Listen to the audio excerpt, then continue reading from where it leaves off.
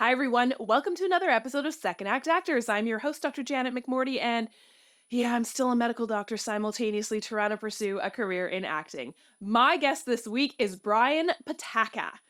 Oh, Brian Patacca. I was introduced to this man on the One Broke Actress podcast. That's Sam Valentine's podcast. If you haven't heard it already, this is not an ad. Y'all know this about me by now. But if you haven't heard it already, definitely go check it out. One Broke Actress podcast if you're interested in listening to another fabulous podcast about acting.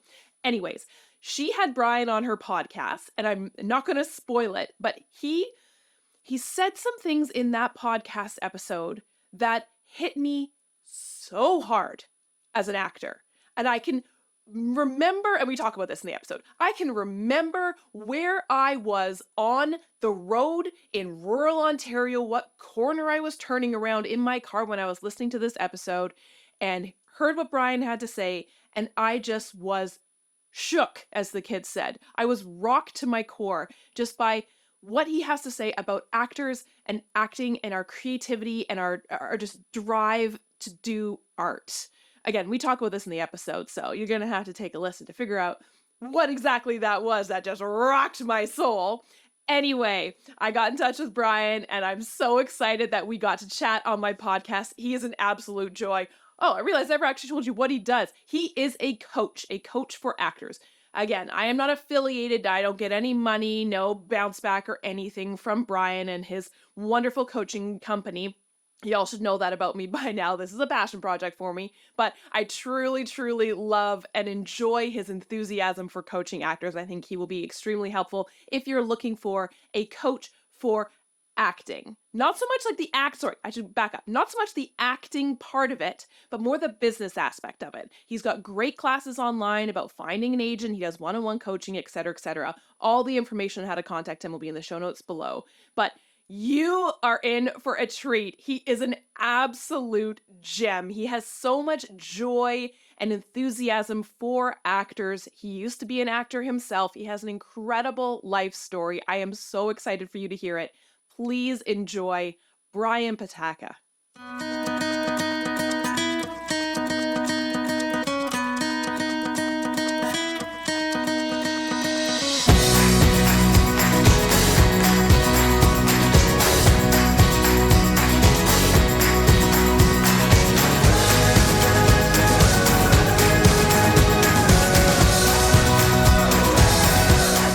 Story. How did you get to become who you are and what you do? Let's talk about my mom. Just kidding. So my everyone else does. No, they're really okay. So I'll say one thing. I just thought of this morning actually. So when I was a little boy, my mom said to me, "What makes you happiest?" And I guess I was like 4, and I got quiet for a long time, and then I said, "Starting something and finishing it." And as a 4-year-old, like if you want to say like you are who you are when you're born, I think that is really true of who I am. Like I am someone who, this is kind of has a metaphysical meaning and a baseline meaning. And metaphysically to me, it means like, I think that actors and creative people in general, if you're not pursuing it as a profession, you've secretly pursued it in other ways you didn't realize. Like if you're an actor, maybe you were the one who was always volunteering to do the presentation at your corporate job, or you were doing community theater, which feels like a more direct line to it, but you also could have been like, I like to do public speaking, or I like to give the toast at the weddings. Like it's leaking out of you your entire life, I think, in some way. And particularly for your audience who's coming to it as a second act, I'm hoping that many of them can relate to the story of like, oh yeah, I was doing it in high school, and then somebody told me that I needed to have a real job, so I went and did something else instead for a while, right? And so, but it's still, I think it always leaks out of you what your main purpose is, the thing that you're meant to do. And for me, I grew up in a very white suburb of Cleveland, where I went to school with 2,700 people. It's the largest high school in Ohio. And could not express that I was gay out loud, because if I thought that I was gay, I probably would get beat up. Like I couldn't say it out loud. Other people were of course teasing me, calling me names and everything, but I couldn't even contemplate it for myself, because to contemplate it for myself was to put myself in danger. Just to kind of put a side note of the toxicity of this high school. Since I left that high school, 3 people committed suicide, all of them being gay, which I think is, since then they've done a lot better. But to just say that there was like one Jewish person, one black person, one Asian person. So diversity was not a thing that I grew up with. So the theater was the safe place to be. right? Getting good grades and being in the theater was the way that I protected myself, I would say. And when I was on stage and when I would make people laugh, I was like, oh, I feel at home here. And I think that everyone has that experience at some point or another of where they're meant to be home, whether that's quietly writing or painting or doing accounting. Like you have this feeling like I am at peace here. And I think that is a something from the divine. I think that that's something that means more than just like, I like to do this. There's something from beyond saying this is where you're meant to be. So I wanted to be an actor. I went to school at Northwestern, which is a great theater school in the States. And so I was like, I'm going to go here and I'm going to go to New York and that's what I'm going to do. And of course, the whole time I was being an actor at Northwestern, I was also like producing shows and I got really interested in marketing and how was I getting butts in the seats for the audience whenever I was producing a show while also acting. And my first job out of college was at an advertising agency. It is called Sereno Coin. It is the #1 advertising agency for Broadway shows around the world. So they are known in London and in New York and LA and all over the world. And all my clients were Broadway shows. And so I was this, 22-year-old guy and my clients were Kiss Me Kate on Broadway and the Public Theater and On the Town and Bringing the Noise, Bringing the Funk and all the tours of these shows. And so it was the coolest place. And I was learning how arts were advertised.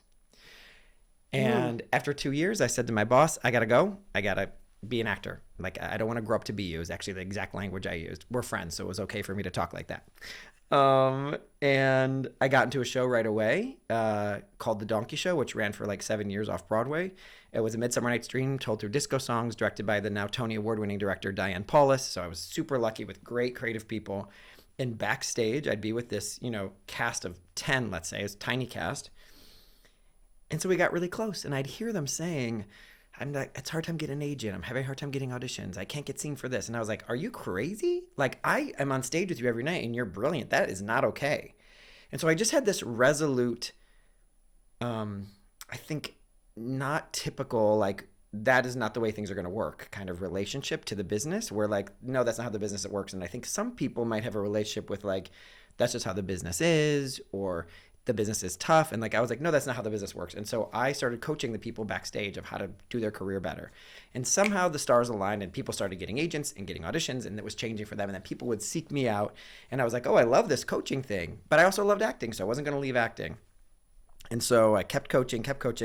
I think I was very lucky because I was very successful in my acting career. I made my living as an actor and coaching was just like the side thing that I did. And I made my living from doing a lot of commercials and doing TV.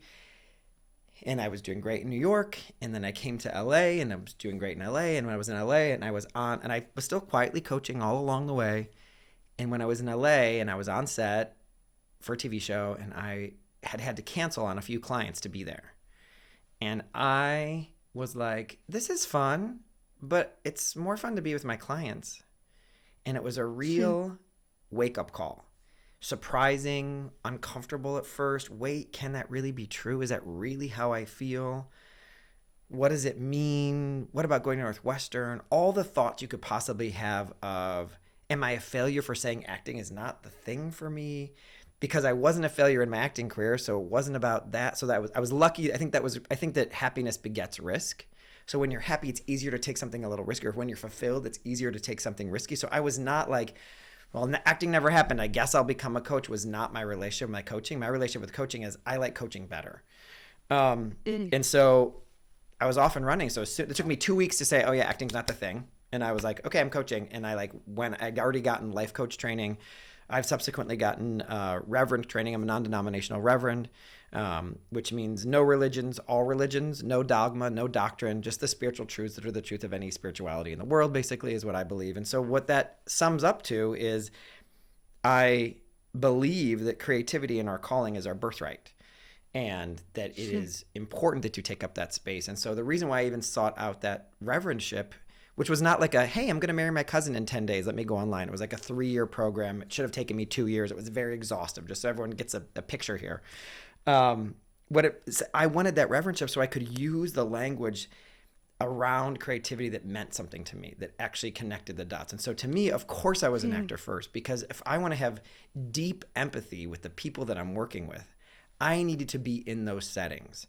I need to be in the room in that kind of pressure. I needed to not get some jobs in the past. I needed to know, like, how does a cast director offer to work? Like, I need to know some ins and outs of it, right? Because it's the difference between being a coach who's like, all the answers are inside of you, which, yes, I believe that. And also, let me tell you how to reach out to agents, right? Which is like something I'm really good at. So there's a difference between just all the answers are inside of you and like, let me give you some practical steps.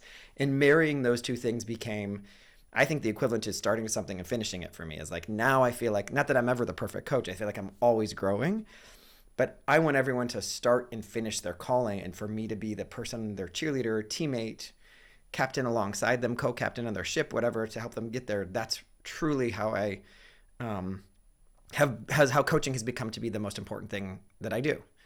Did that answer the question? I went a lot of places for that. Yes. And I have so many places I want to go because so many things that you just said just hit me right in the right in the soul. The first one I want to touch on, and it's something that really is interesting because you did the switch from obviously actor to coach. Yeah. Most of my audience are doing the switch from whatever job into actor. Yeah. And I'd say about a good 50-50 are people who hated their job and are now doing their passion, or people like myself who, like, genuinely, I'm a medical doctor.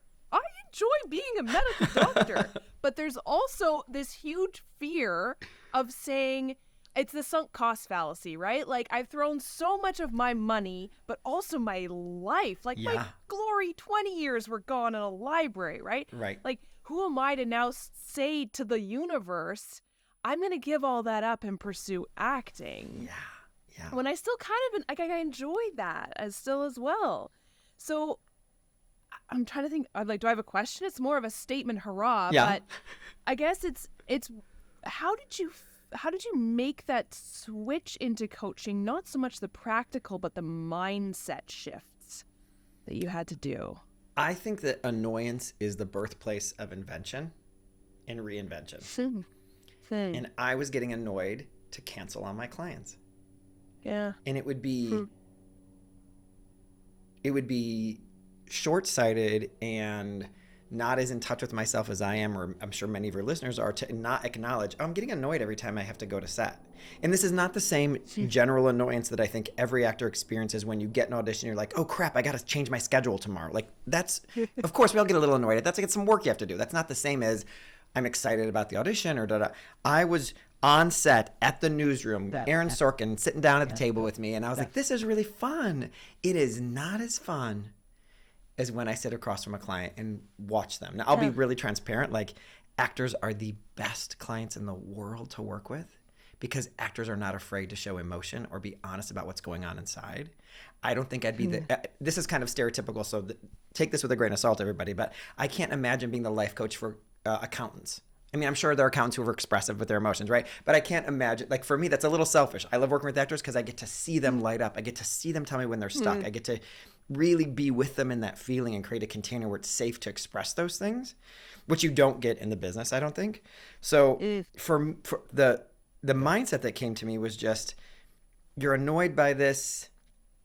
Is there something there? So the mindset came with a question, I'd say. Is there something there to you being just a coach? And I'll say I had some help from a very dear friend of mine who also happens to be a coach. And she said, what if you give up acting for 2 weeks? And I was like, are you kidding? Like, clutching my pearls. And then I was like, okay, great. I'll give it 2 weeks. We'll see what happens. And so for 2 weeks, I didn't put effort into my career. I would still let my manager and agent do their job, but I wasn't reaching out to casting directors or trying to stay in touch. And then 2 weeks turned to 4 weeks, turned to 6 months. And I was like, oh, thank you for letting me go and run toward coaching. And then, of course, I think that the feedback loop I was getting was my coaching was getting better. I was getting more clients. I was attracting more clients. I was telling different stories in the room. I was bringing that. Instead of being like, I'm kind of both, and it became easier to embrace the story of that I'm a coach who used to be an actor. And it just sat within my body better, right? And I don't think it, since I worked so much in commercials, I didn't give up my commercial agent right away. Well, dumb. I wasn't making all this money from a coach yet. And so I would still do commercials because that was another way for me to have an income. And so I think that having the 2 feet in the world for a while got me to feel a little more solid with coaching. And it also, for a while, gave me the ability to say, okay, now that I'm going to these auditions, I'm capturing these stories and my experiences for someone other than myself. And so Hmm. I think that stretched my muscles and got me more ready to say yes to the dress.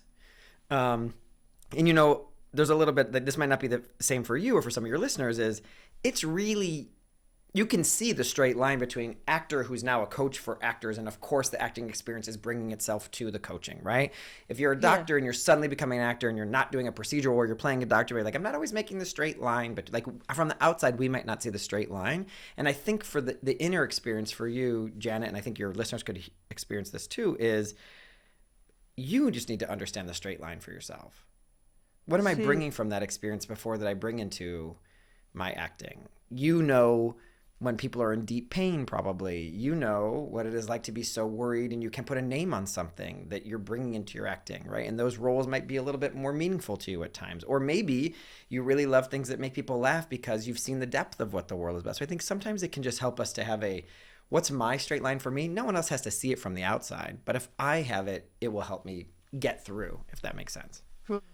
Absolutely. And I think that's where a lot of people, and I know this vein has traveled through a lot of the episodes I've had, the fear that people who have had another career, another job, trying to lead into acting is that they have nothing to bring to the table, the imposter syndrome, right? I don't have the fancy degree that says I went to theater school, but you forget exactly what you said, how much of life is acting, and you can bring that in. Yeah, so much. And I think that, you know, I heard an acting coach who I love named Joe Kelly. She said, she was on my podcast recently, and she said, "Don't keep trying to be interested. Don't keep trying to be interesting. Just be interested." And I think an actor who's in the second act of their career is interested in life. There's a Yeah. courage there to say, I want to do this too, or I did that already, or I've done that. Or like there's your curiosity about the world and about life is so pumped and high, and like I'm challenging myself to try something new. I'm doing something new, and I think that's a strength. That's a strength that's attractive to directors, writers, producers, casting directors, anybody, because we want to be around the people who are engaged. I think sometimes if you're not an actor who is interested, if you're not an actor who's engaged, then you want to be on reality TV. Is kind of my relationship with this. Like there is no Huh. acting that is not political. There is no acting that is not making a statement. Or you're not really talking about acting. You're talking about something else. You're talking about Huh. fluff, right? And I want to be mindful Yeah. because I think that's different when it comes to like doing theater for children, where there's a different kind of vibe. Because that to me, that's not fluff at all, right? But I want to be mindful of like acting is saying something. I mean, I think we all can, even if the saying is laugh, take a break from your life, like have a chuckle, Yeah. laugh at human nature, right? So Hmm. I think that is a piece of where we can connect the dot to your second act. Is your mission, your purpose has been the Yeah. same since you were born. And so how you thread Hmm. that into this new way it is manifested in the planet is not as different as one might think. Hmm. That's really, that's encouraging, right? It's encouraging and inspiring, I think, because so many of us feel like we're behind and needing to catch up to the people who've been in this industry for, I'm pushing 40 and I'm now auditioning against women my age who've been doing this since they were 5. Sure. But that remembrance of like, of course I'm not going to catch up to them. Yeah. Like, Well, and also, they're completely different than me. and I think it's important for Janet, for you, and for anyone else listening, is like, I think one of the things that has come from us relying so much on self tapes is show me you can do what you can say you can do. I'm less interested in the evidence of your resume, and I'm more interested in the evidence of your acting. And no one has Ooh. a leg up on you in terms of their acting unless you like are not studying yourself. Like I'm sure someone could have like, I went to Juilliard and I studied for 1,000 years, blah, blah, blah. But when the scene's in front of you, they have to perform the scene in the same way you do. So give your version of that story the best way you can, because I think that is getting people to the front of the line where there kind of isn't a line, but if you're imagining a line, that we are looking at the evidence, show me you can do what you say, what your resume says you can do is bigger than your resume is getting you in the room at this point. So I think it's important to remember the way the business is going is more evidence-based. Yeah, gotcha. Yeah. Can you take me through, so say like an actor comes to you saying, Brian, help me. What does that look like kind of from the beginning? Sure. How does that work when you work with clients? So I want to full transparency. The way that I work with clients is a few different ways. In a program, which is like a group coaching program where it's specifically geared towards a very specific goal. So let's pretend you said, Brian, I want more auditions. There's like 3 tracks that actors work on as far as I'm concerned. I want more auditions, I want representation, or I want new representation, or I think I need to leave my representation. It's all the representation conversation. Or I don't know what to do next. I don't know how to get to the next level. I don't know if I should, like, my ambition is bigger than the opportunities in front of me, the stuck kind of version. There's like the 3 paths that I think we run on. Yeah. Now, of course, there's headshots and reels and all those things that can go into any one of these, but those are the 3 paths that usually come in as the thing that's coming up. So if you're working with me in a group program, that typically means I'm going to see you every other week for a call live, but I'm also going to be giving you trainings to go with it. So like if you're asking me for more auditions, I don't want to get too much in the weeds about like what my programs are here, Janet, but I think it might be helpful for your listeners just to understand, right? So I have a process that I use no matter how I'm working, no matter which way I'm working with you. And the process is, let's check in what's true about you from the beginning of time, which is where we start, like I just said with y'all, right? What do we need to let go of where we believe your story is so different from everybody else's that what has worked for other people won't work for you? I call this terminal uniqueness, where I am so different. My experience is so different from everybody else. My training is so different from everybody else. I am so different from everybody else. And the reason why it's so important that we can dispel that myth, it isn't to take away how outstanding and unique and special and fabulous you are, but everyone is unique and fabulous and special is what we also have to believe. Right? And everyone has had different experiences that brought them to this day. And yours are just as important, but you can use them to almost weaponize against yourself. So it's important to me that we let go of this myth of terminal uniqueness for 1 and 2 reasons. 1, it's not going to serve you when it comes to being an actor. And 2, if I'm going to go Course in Miracles on you, which is the training that I have in my reverendship, it would say that you have one problem in your life. It is that you believe that you're separate from other people, and that all problems devolve from there. So if we can start to believe like there is a community, even if you don't feel connected to it, or there is a humanity, even if you don't feel connected to it. And then I think part of what comes in at this initial stage is also some forgiveness of self, forgiveness of the high school teacher who said you weren't any good, forgiveness of the parent who said, I'm worried about you becoming an actor because I'm afraid you won't make any money, forgiveness of the husband, wife, partner who was well-meaning but said, you got to make more money. We're not going to be able to buy that house. Forgiveness of the child who took away 20 years of your life, like the forgiveness that we need to bring into the conversation so that you can be clean, be cleansed and say yes, right? And then the next stage that I take them through, no matter which one of these is, demystifying like what that really looks like to look for auditions. So like let's use auditions, for example. For auditions, I just want to get more auditions. Great. Let's go to the number 1 road that all auditions travel on. Do you know what that is? It is Actors Access or Casting Networks or Spotlight or one of the websites that are where the number 1 jobs in the world are cast. Every time I sit down with an actor and I open up their profile with them, oh, this isn't right. It's not up to date. Yep. So this is your reminder, everyone listening. Go look at your profile and find the things that you forgot to put on there. We send to set it and forget it, like auto bill pay or something. That is you can do all the fun stuff you want to do to get auditions, but that should be the gold standard of where you put your time, energy, and money. So that should look absolutely amazing. So one of my programs is devoted only to your casting profiles. Of course, we get into headshots and reels and all that stuff, but that is what you need to focus on first. It's called Audition Magnet for those who care, right? So I just want to make sure that that's clear. So demystifying, I should be reaching out to casting directors and I should go to workshops and sure, maybe this first, right? And then we can come up with a plan for beyond that. Because chances are you've probably met everybody you need to meet in your career for your career to happen. And we tend to think it's about meeting more people instead of fertilizing the fields that we've already planted. So Jenna Fisher talks about this from The Office. She says, like, I know 6 casting directors and I just loved those 6 casting directors and they loved me and that's how I got The Office. We don't need every casting director to love us. So that's the demystifying that part of it, right? Like getting rid of the noise that we've heard about. I should do what everyone else is doing. This is where we get contagious with other actors who've told you things on set, right? Let's go back to get clear on what their business is really like. This also comes true for representation because there's so many lies about representation. And the ones that are like the most painful, I think, are like, you must have credits before you work with someone. You must be union if you work with someone. You must look like this or they're not going to be interested. You must have a referral. And these are just lies that are both, I think, engineered to keep you small and I think also grasped onto by actors as a way to engineer small vulnerability. Because if I reach out to 10 agents and managers and they all say no, then I don't feel as rejected. How did you pick those 10 agents and managers? By some random black hole that you went into on IMDb or asking your friend. You have no idea who they are, and you just decided those are the perfect agents and managers that you should reach out to right now. You can hear I hate target lists. I think they're bane of everyone's existence, and they are a way to engineer small vulnerability and small risk. So letting go of that idea. So great, if we have to turn that on its head, what does that mean? Well, that means that when I reach out to a broader net of people, I have to show up more vulnerably and be really honest about where I am in the business.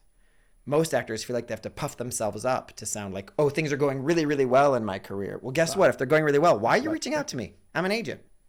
Like they'll say, the emails will sound like, this train is moving, so if you want to get on board, great. But if not, I'm good. Like that is delusional. And the agent's like, yeah, you're right. You don't need me.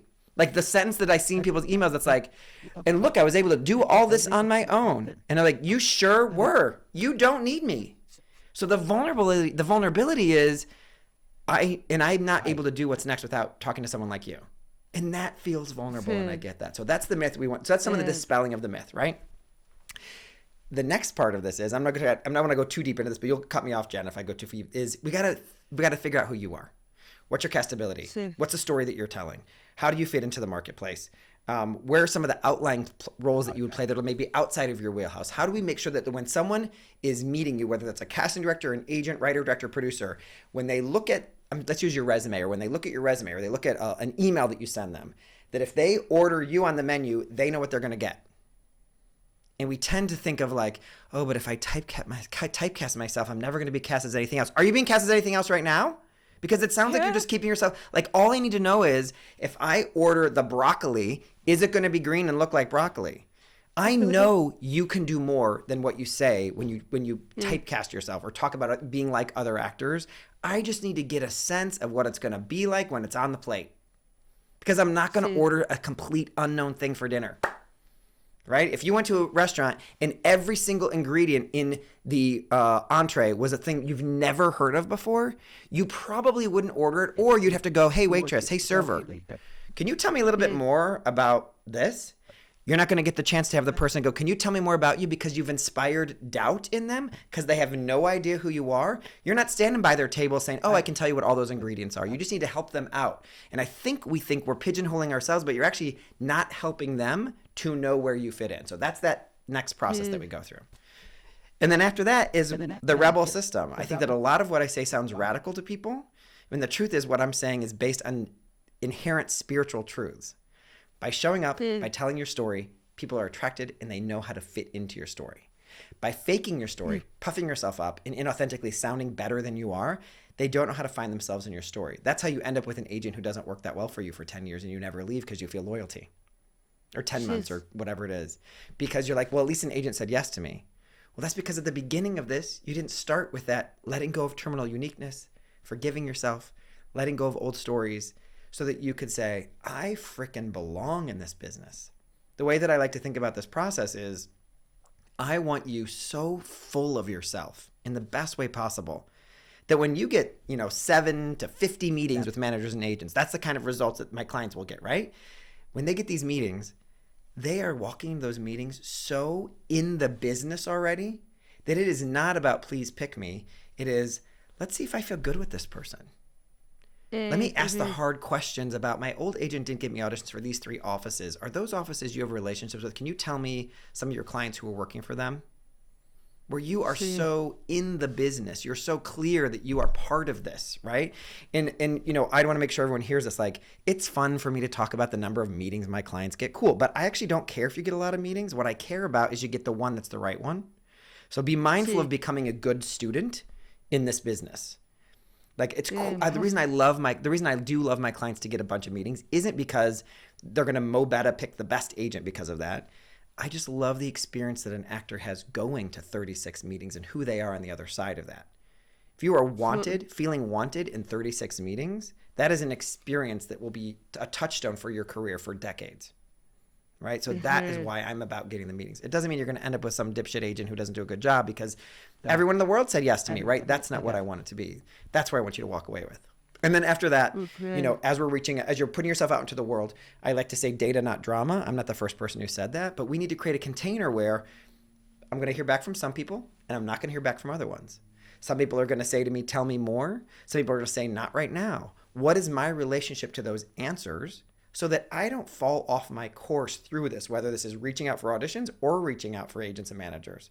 Because if I start getting weird because I got a lot of yeses and then I got some no's, then I'm going to not do great in those meetings afterward. The whole point of this, whether that's a meeting or an audition, is that you are so full of who you are that you can really show up. So we have to create a container for no's and not right now's and silence, which is also a response, to not throw you off course. And I'll just steal from the Course in Miracles again. It is dangerous to ourselves to try to understand the motivations of others. I'll say that again. It is dangerous to ourselves to try to understand the motivations of others. I'm going to imagine everyone on this podcast who's listening, if they're in a second act, you've probably dated someone in your lifetime and they sent you a text that was annoying or confusing. And it sent you in a tailspin and you called up your girlfriend and you said, what does this mean? Or you talked to someone and trying to figure it all out. That is the game that we're playing where it is only dangerous to you. We have no way of knowing. So that's why we have to create that container so that you can truly respond without getting engaged in drama. Data, not drama. And then I think the part where it gets like the Brian spin on all of this is this should be fun. And it should kind of look fun. And it should feel fun. And reading your email or reading your reach out to casting directors should feel fun. It shouldn't feel heavy. We should feel like we're in this together, right? It kind of resounds back to the beginning piece of this, of like, what is it? Like, we're in this business. We all know this business is weird. We don't have to pretend that it's not. So I love it when someone will say like, like they'll get a rejection from someone, let's say casting or agent manager, and they'll say something like, thank you so much for getting back to me. This is as you know, this business isn't a business where we always hear back from people. So it means a lot just to know where things stand. And this is a small business, so I'm sure our paths will cross in the future, and I look forward to that day. Take good care, Kelly. Right? That is an agent who you can reach out to 3 years from now, 3 months from now, because you've done such a good job of like, I'm not butthurt that they didn't pick me. Thank God they didn't pick me because they would not have done a good job for me. I'm a huge fan of getting a no. Thank God you got a no, right? You get to cross that person off your list who you've been holding space for. I love that, right? And then the last piece, of course, is the, push the boat out, go public, reach out. And that's the process that I work with, whether that's about more auditions or about it's more agent. I think in the examples I gave, it sounds very agenty. That's just kind of where I've been working with clients a lot lately. But it applies to all of these other areas as well. Does that answer the question? It does. And I'm curious. I'd love to hear your opinion on developing vulnerability from two kind of areas, because I know a lot of people, the second act actors, have a difficult time being vulnerable artistically as an actor because one, they don't have the training, and two, they've developed emotional restraint with their day job for decades. Don't show emotion, right? But, yeah, exactly. Yeah. Don't, right? Go hide in your room and cry, son. But so vulnerability artistically, but also the vulnerability you're talking about to not only get rejected, but to be vulnerable enough to not puff yourself up. Yeah. Because I think that comes from fear. Yeah. Right? Yeah. Like that fear, and also because this career is such a long shot, so it's almost like there's a relief when you get rejected because you're like, yep, everyone was right. Yeah. It's a long shot. And that's such a painful one. Scary, vulnerable place, right? Yeah. How does someone develop that, especially later on in life when they're a bit of an old dog? Yeah. Well, one of the things I want to say to everyone who's listening is I'm really delighted by the fact that all of my, let's just use the word older without a lot of baggage attached to it right now. I'm just going to use the word older. If you are 28 and you feel like you're older, this can apply to you too, right? My older clients always have success reaching out to agents. And I want to make sure everyone hears this. Do not bring your baggage to the conversation that isn't happening.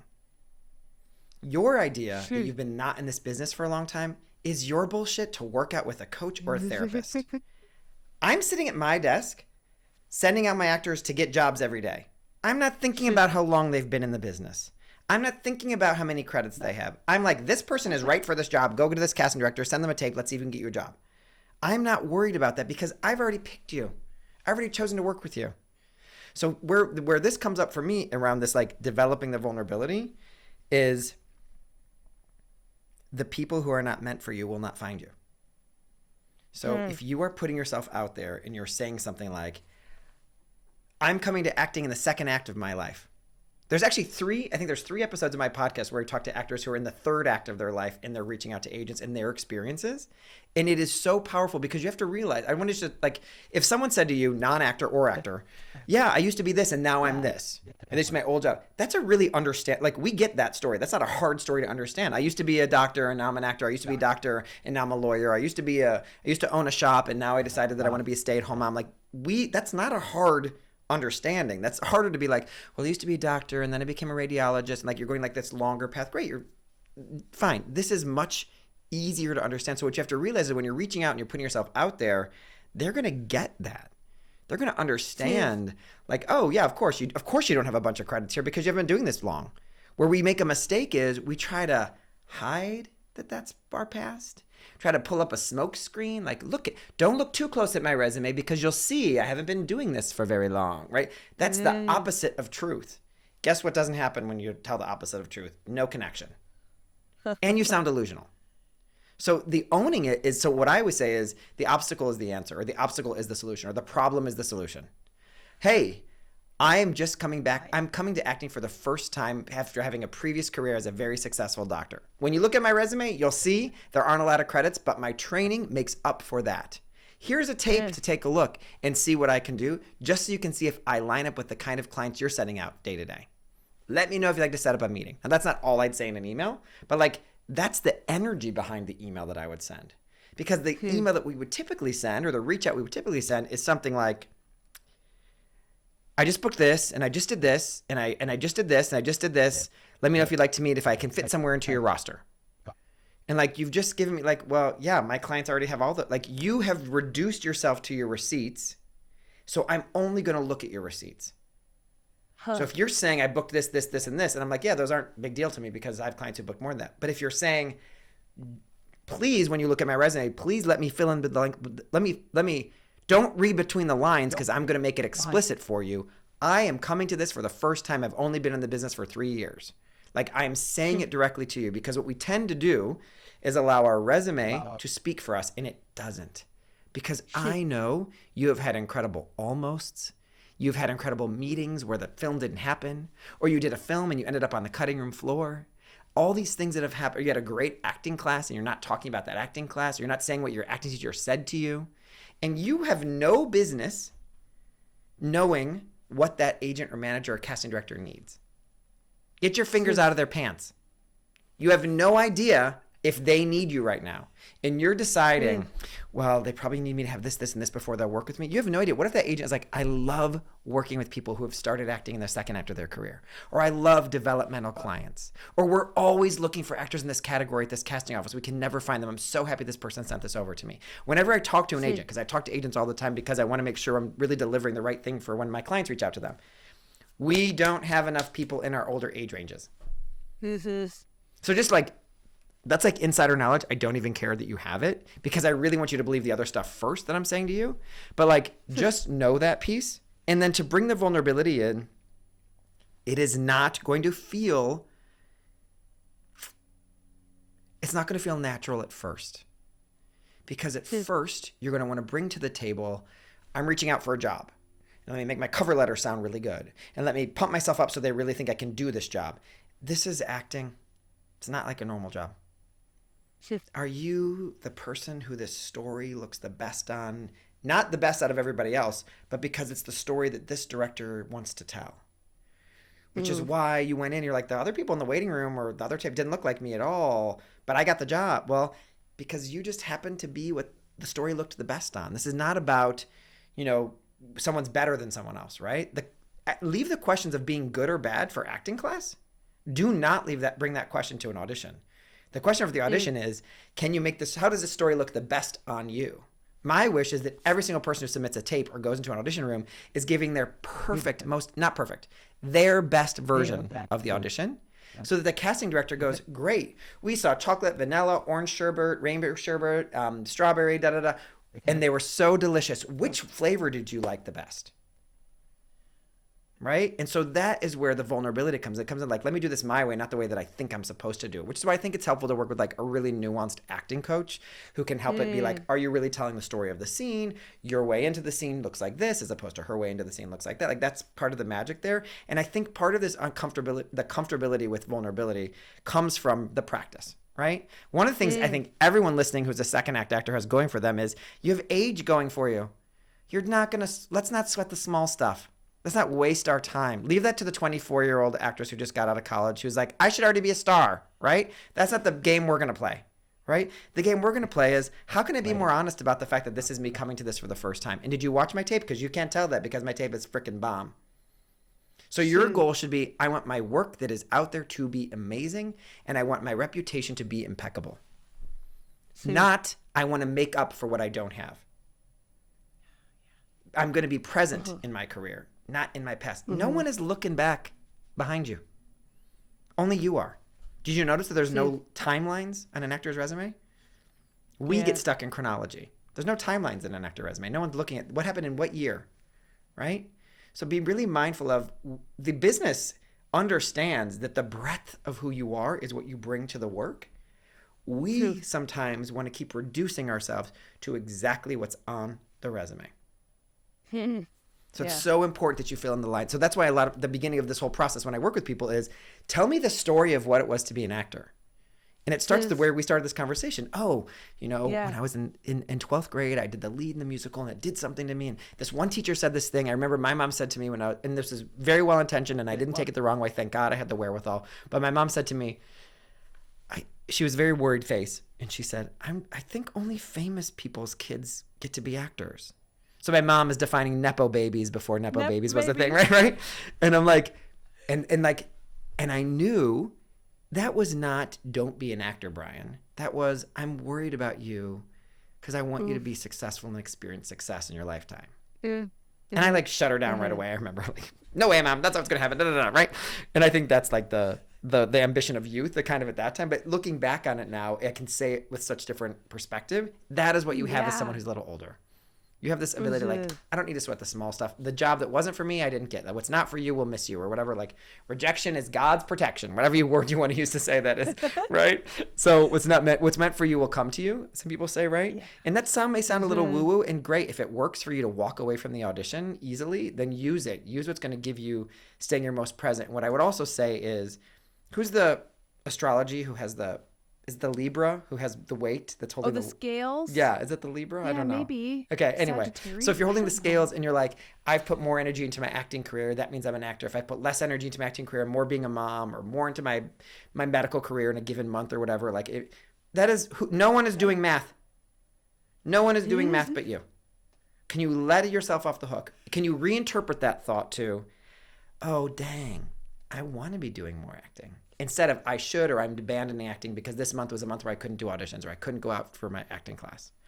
And then the last piece I'll just Hmm. add to this is if you are feeling out of sync, chances are you haven't acted recently. Do not Mm. forget your calling is to be an actor. When you are doing anything Yeah. other than being an actor, you are out of your purpose on this planet. So your Huh. diet you've put yourself on unintentionally maybe. I haven't gone to acting class in 6 weeks and I'm really stressed out about my career and I'm struck. Yeah, because you have not been in expression of your calling for a long time. Acting does not mean you're on set. No. Acting does not mean you're on stage. It means that you are doing that process. Van Gogh did not go out in the field and paint over and over and over again because he knew every single painting was going to hang on a gallery because he needed to. Now, there's other things that go on with Van Gogh with mental illness. We know that. But I just want to like use this as an example of we have to be in our purpose or we will be misaligned. So before you start reaching out, which is what most people do, especially if you've come from a different career, what are the things I need to do to get Mhm. more auditions or get more work or blah, blah, blah, blah, blah, blah. The first place that I say to everyone is, when's the last time you acted? And Shoot. then we can start this conversation. But let's get you acting for a couple weeks because it's good. The conversation's going to change. You're going to feel more yourself. True. We're going to make bad decisions while you're malnourished. We need to take care of the hierarchy, the triangle of food and shelter and da da da. One of your triangle is I need to do some acting, Yeah. and then I can make decisions about my career. That was a roundabout way to answer your question. Hope it got somewhere. Absolutely. Well, I think, well, I know that. the biggest thing that I know I struggle with is lack of control, because I came from a career that is very, you have to have control, otherwise people die. You follow the algorithms and people live or not. If you don't, like, if you fall off the train, you can't. It's science. Where in acting, as you know, I know you hear this all the time, there's such a lack of control. So where you can find control is the business of it. Is like, I'm going to read a book about acting. I'm going to take more headshots. I'm going to take more business of acting classes, because that's what I can hold on to. And it's so funny how often I do that and then I don't do the acting.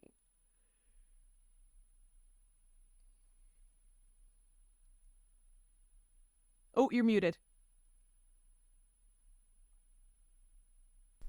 So remember, you don't actually have control of the business. You just have control of the actions you're suddenly taking inside the business. God damn it. So you just have a false sense of being engaged, right? Yes. So, yes, take actions towards your business. But here's so the way that I work with people is we establish habits. So the way I think about that is in a quarter, so January, February, March, right? What are the habits that you're doing every single week? What are the habits you're doing every month? What are the habits that you're completing by the end of the quarter? So that you've got this many newsletters sent. You've done this many workshops. You've done this many meetings with new people.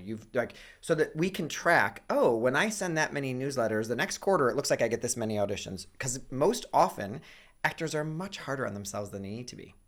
Now, I'm thinking that to the people who are listening to this podcast, right? There's some actors, like, the auditions will come. I just need to sit around and wait for the phone to ring. Like, I'm not talking to those actors. I'm talking to the ones who have the ambition that you're talking about, Janet, right?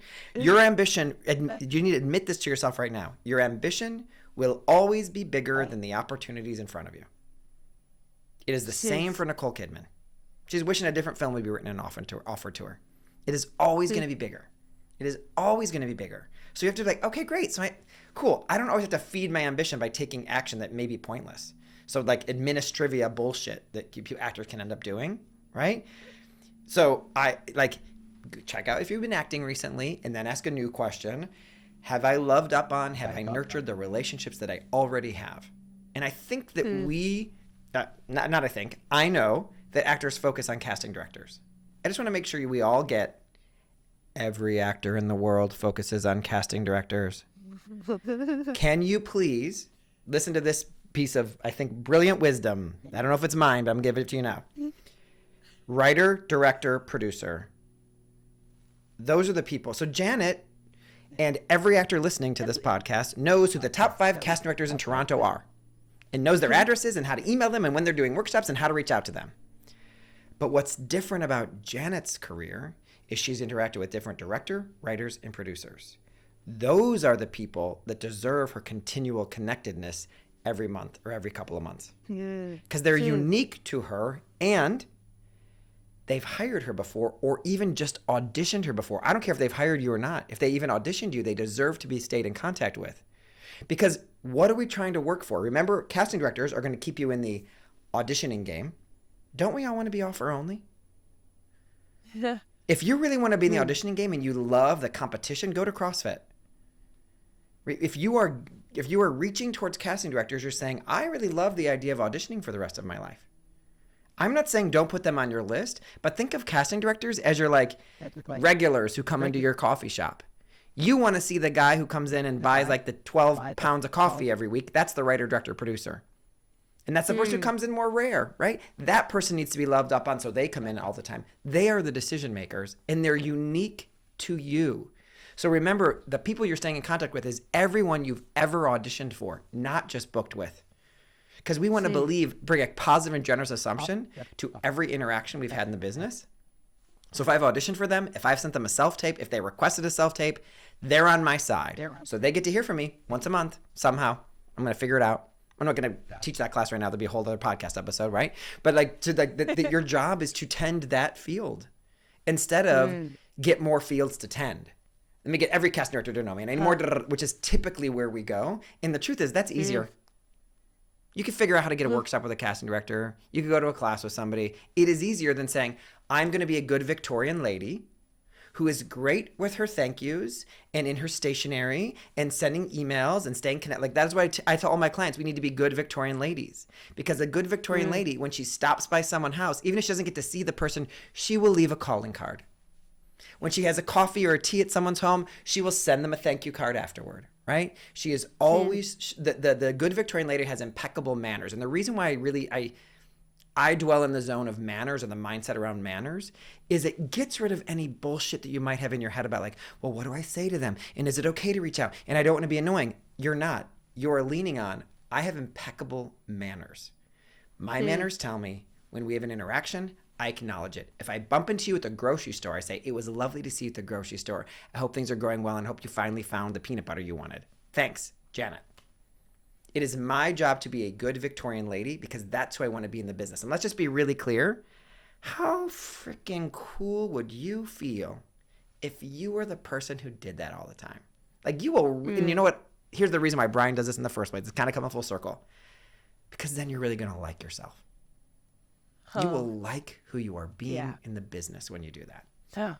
And then you are so full of yourself. And then when you're so full of yourself, you're giving great auditions. And whether you get it or not, you're okay. You get to go home and be with your partner and have a beautiful life. And then the next audition you get like, oh my gosh. And then everything becomes a lot easier, because you're doing actions where you like yourself instead of actions that are inspired by lack.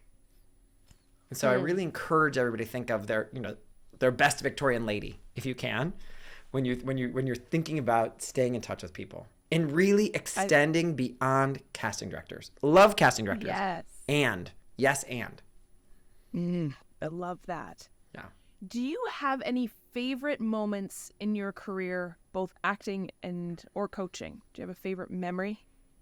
It's easy to want to go to like places where people had a really big success. But my philosophy around big success is because it's so outside of yourself, that's not actually where I want to dwell. And so when I think of having really great moments inside of my career, it is typically when I've seen someone identify an old pattern they're letting go of. I think of this one client. She is a writer, used to be an actor, let go of that. She's still an actor, but really is her writing career is taking off. She's a Blumhouse Fellow this year for Sundance. It's a really big deal that she's gotten this, right? And the way that she's now relating to representation, the way that she's relating to writing and acting, is so much more confidence, certainty, ability to say that's for me and that's not for me, has been really exciting, because it wasn't always that way. The journey she's been on is incredible. She's on my podcast. If you want to hear this, her name is Chelsea Gonzalez. Y'all can listen to it. But I just am using this as an example because I like my favorite moment is when someone sees themselves differently. They notice something different about themselves. And I would say A Course in Miracles defines a miracle as a shift in perspective. Can I see this differently? And so to me, I guess it's those miracle moments that I get to see with a client that regardless of what's happening on the outside, something changes within them. And then of course, all great things happen on the outside as soon as that happens. And so I love those moments, which to me are not always related to, I booked a job, I got the agent, whatever. If somebody wants to work with you, where can they find you? Oh my God, I would be so delighted if any of your listeners wanted to work with me. So first of all, let me just say that to you now. And whether or not you want to work with me, I've got a few awesome little freebies to just offer your audience. So the first I'm going to offer is about representation, because you hear me talking about that. I hear all the myths around it, and I've helped over 542 actors find representation. I'm so proud of that number. The number's higher right now, if I'm being honest, but I don't keep track every single freaking day. But I get a DM or an email every day. I've signed with a manager or agent. So there is a free training called Make Agents Want You. You can find it at makeagentswantyou.com to watch that training. In that training, I just want to give you a little secret for those of you listening, so lucky you. There's a chat box on the right-hand side of that training, and I see every single message that comes in. So while you're watching that training, because it's pre-recorded, like write me a note or ask me a question. I will get back to you. And then if you're really thinking about auditions and they're top of mind for you and getting more auditions of top of mind, I have another freebie for you that's called Super Sneaky Auditions. And I put on my Sherlock Holmes hat, and I was like, you know how people get auditions in weird ways? They're not always just from using their casting profiles or submitting themselves for a job. And I went out and I talked to agents and managers and actors, let's collect some of these stories in ways that we could actually tap into that seeming magic. So when you download Super Sneaky Auditions, it kind of shares you the stories and the action steps that they took. And it's like the cutest, it's like one of my most proud little downloads I've ever made because it's so cute. So that's supersneakyauditions.com. And of course, you can find me on Instagram at Brian Says That. I respond to all the DMs there, and the podcast is Brian Breaks Character. But I really think the first place to start is if you, because be clear, everybody, if you know an agent is the thing you need, makeagentswantyou.com. If you want more auditions, supersneakyauditions.com. Of course, you can get both, but like, be clear with yourself, because what I never want to do, and Jen, I think you probably can see the reason why I think this way, and you probably think the same way, is I never want to add to the noise of what an actor is hearing.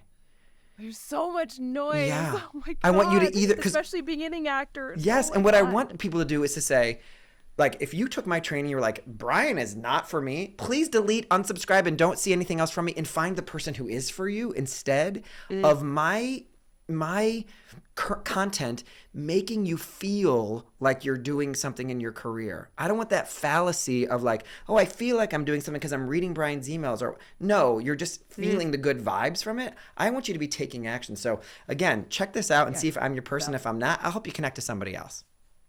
Yeah. You just answered my question I always like to ask people, like who coach and stuff like that, is how, as beginning actors, do we sift through the noise of like Instagram and social media? And I don't know what it is about acting that there's just so much crap. So I will say a couple things. Remember that there are a lot of people who are trying to get your money who are sneaky, bad people. Yes. Right? We have to be really careful about it. Right? And so a couple things that I always look for is, are you talking about super famous people as your clients? Because typically that's not where I am. And if you're using that, that's probably not my vibe.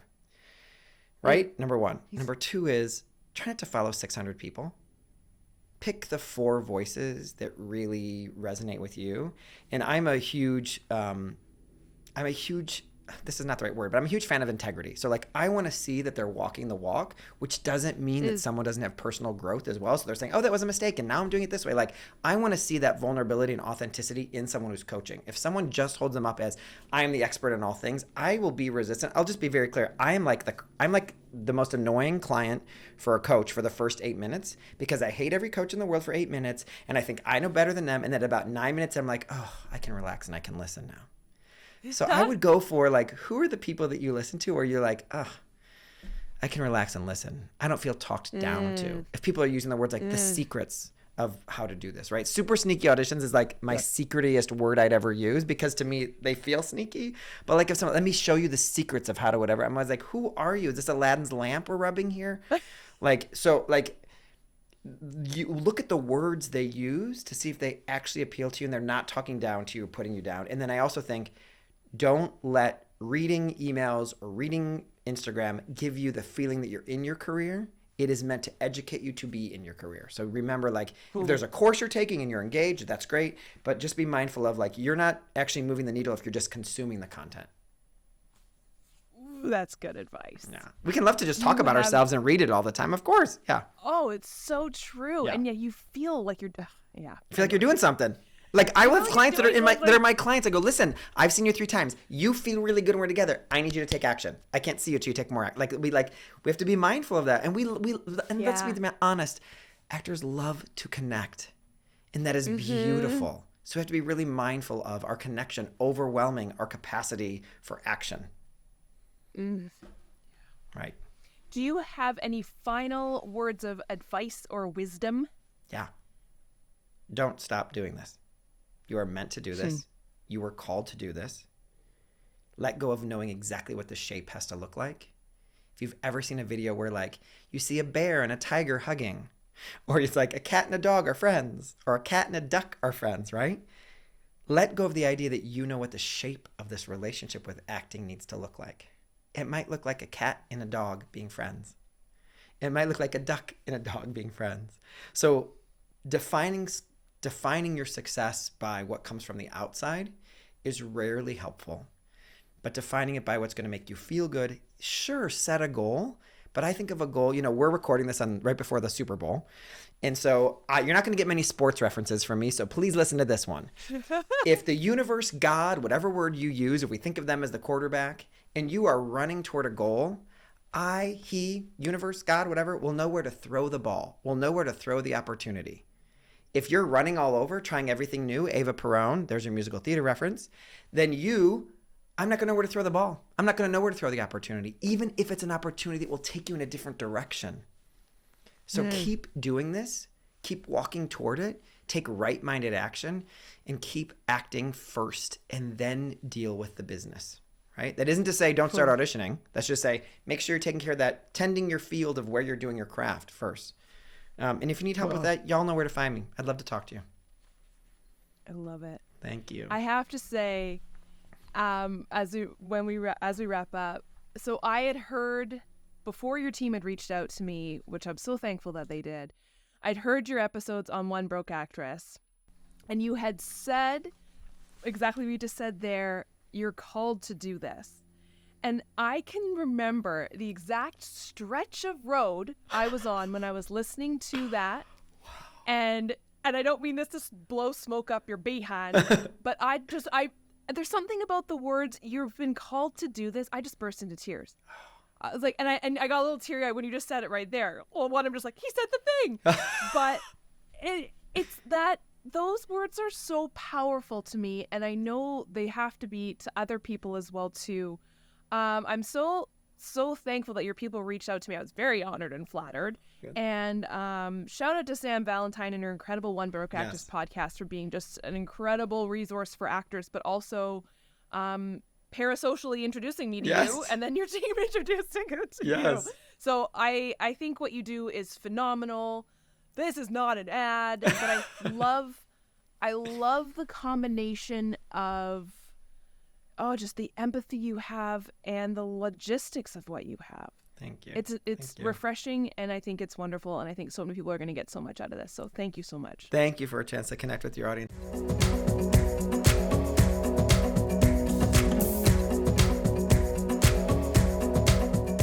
Thank you, everyone, for tuning in. And thank you, Brian, for being my guest this week. Thank you so much for bringing your energy and your light to my podcast. I absolutely loved talking with you. And I will never forget the things that you said on Sam Valentine's podcast. That will stick with me forever. Thank goodness.